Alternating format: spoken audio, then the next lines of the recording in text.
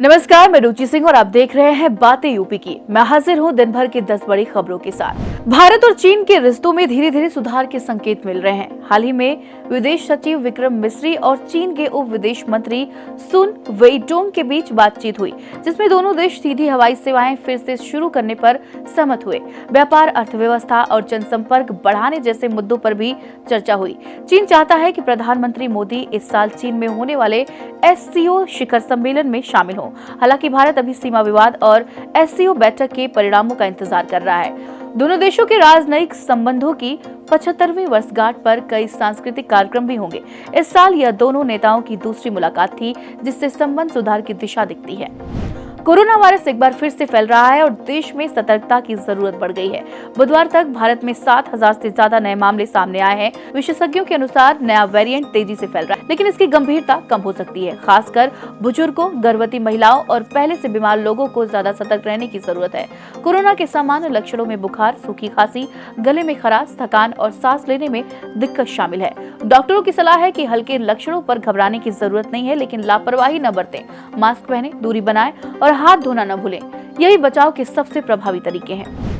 लखनऊ में 15 जून को एक भव्य समारोह का आयोजन किया जाएगा, जहां मुख्यमंत्री योगी आदित्यनाथ 50 नवचयनित सिपाहियों को नियुक्ति पत्र सौंपेंगे। ये सिपाही उत्तर प्रदेश पुलिस के नागरिक पुलिस पद के लिए चयनित हुए हैं। इनमें 5 कमिश्नरेट और लगभग 2 दर्जन जिलों के अभ्यर्थी शामिल हैं, जिनमें महिलाएं भी मौजूद हैं। कार्यक्रम वृंदावन योजना स्थित डिफेंस एक्सपो ग्राउंड में दोपहर 12:30 बजे से शुरू होगा। इस खास मौके पर केंद्रीय गृह मंत्री अमित शाह को मुख्य अतिथि के तौर पर आमंत्रित किया गया है।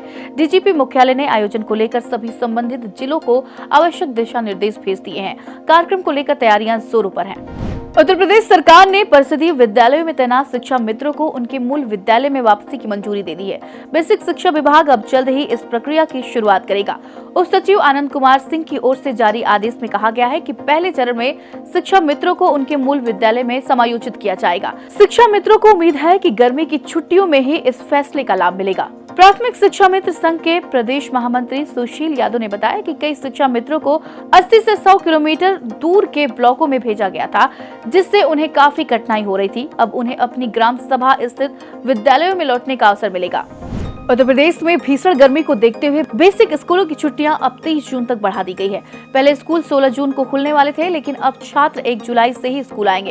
हालांकि शिक्षकों को 16 जून से स्कूल जाना होगा और शैक्षणिक और प्रशासनिक कार्य पूरे करने होंगे। यूपी बेसिक शिक्षा परिषद के सचिव सुरेंद्र कुमार तिवारी ने इस संबंध में आदेश जारी किया है। मान्यता प्राप्त विद्यालयों को छुट्टियों पर निर्णय लेने की स्वतंत्रता दी गई है। प्रदेश के कई जिलों में तापमान 40 डिग्री सेल्सियस के ऊपर पहुंच चुका है, जिससे बच्चों को राहत देने के लिए यह फैसला लिया गया है। शिक्षकों को ऑनलाइन कक्षाएं भी संचालित करनी पड़ सकती है। अयोध्या में बन रहे राम मंदिर पर अब तक 1621 करोड़ रुपए खर्च किए जा चुके हैं। श्री राम जन्मभूमि तीर्थ क्षेत्र ट्रस्ट की बैठक में बताया गया कि वित्तीय वर्ष 2024-25 में 652 करोड़ रुपए का खर्च हुआ। मंदिर निर्माण का मुख्य कार्य पूरा हो चुका है, लेकिन परकोटा, शेषावतार मंदिर और अन्य प्रकल्पों का कार्य अभी जारी है। मंदिर परिसर के सभी निर्माण कार्य अप्रैल 2026 तक पूरे होने की संभावना है।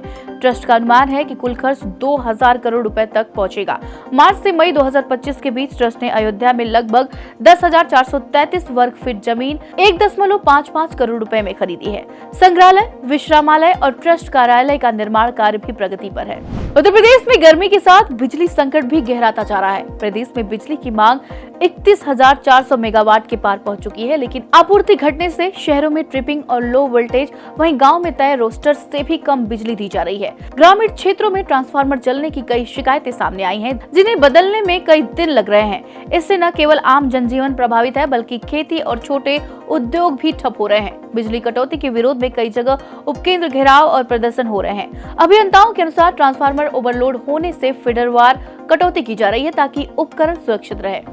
सीएम योगी आदित्यनाथ ने विजन 2030 योजना के तहत मथुरा, वृंदावन और कानपुर में 67,000 करोड़ रुपए की विकास परियोजनाओं की समीक्षा की। मथुरा में 30,080 करोड़ की लागत से 195 योजनाएं प्रस्तावित हैं, जबकि कानपुर में 37,000 करोड़ की 61 परियोजनाएं शामिल हैं। मथुरा में धार्मिक पर्यटन, वृंदावन परिक्रमा मार्ग और पर्यावरणीय पथ को विकसित किया जाएगा। वहीं कानपुर में new Kanpur city, EV park, aero city, medi city और मेट्रो विस्तार जैसी योजनाएं शहर के कायाकल्प में मदद करेंगी। सीएम ने ट्रैफिक जाम से निपटने और बस स्टैंड को बाहर स्थानांतरित करने के निर्देश भी दिए हैं। लखनऊ मेट्रो का ईस्ट वेस्ट कॉरिडोर अब मरीजों की जान बचाने में भी मदद करेगा। चारबाग से वसंत कुंज तक जाने वाले इस कॉरिडोर में आपात स्थिति में मेट्रो को एम्बुलेंस की तरह इस्तेमाल किया जाएगा। केजीएमयू से चारबाग और अमौसी तक ग्रीन कॉरिडोर बनाकर सिंगल कोच मेट्रो चलाने की योजना है, जिससे ऑर्गन ट्रांसप्लांट जैसी आपात सेवाओं में 20 मिनट तक की बचत हो सकेगी। यह कॉरिडोर 2029 तक तैयार हो जाएगा और इसकी लागत करीब 5800 करोड़ रुपए होगी। इसमें 12 स्टेशन बनेंगे, जिसमें 7 अंडरग्राउंड होंगे। यूपीएमआरसी ने 15 जून को डिफेंस एक्सपो में होने वाली नियुक्ति पत्र वितरण समारोह के लिए भी विशेष परिवहन व्यवस्था की तैयारियां शुरू कर दी हैं। उत्तर प्रदेश में भीषण गर्मी से हालात बिगड़ते जा रहे हैं। प्रदेश के 19 जिलों में लू को लेकर मौसम विभाग ने अलर्ट जारी किया है। मेरठ, गाजियाबाद, झांसी, अलीगढ़, मथुरा, आगरा समेत बुंदेलखंड और पश्चिमी यूपी सबसे ज्यादा प्रभावित है। इन क्षेत्रों में सड़कों से लपटें उठ रही हैं और रातें भी गर्म बनी हुई हैं। शुक्रवार को झांसी, बादा, प्रयागराज और वाराणसी में तापमान 40 डिग्री से भी ऊपर पहुंच गया। हालांकि 16 जून से पूर्वी और पश्चिमी यूपी में प्री मानसूनी बूंदाबांदी की संभावना जताई जा रही है। मौसम विभाग का कहना है कि 15 जून तक हीट वेव जैसी स्थिति बनी रहेगी। वहीं कई जिलों में गरज चमक और तेज हवाएं चलने की भी चेतावनी दी गई है। तो ये थी दिन भर की 10 बड़ी खबरें। ऐसी खबरों के लिए आप देखते रहिए और करते रहिए बातें यूपी की।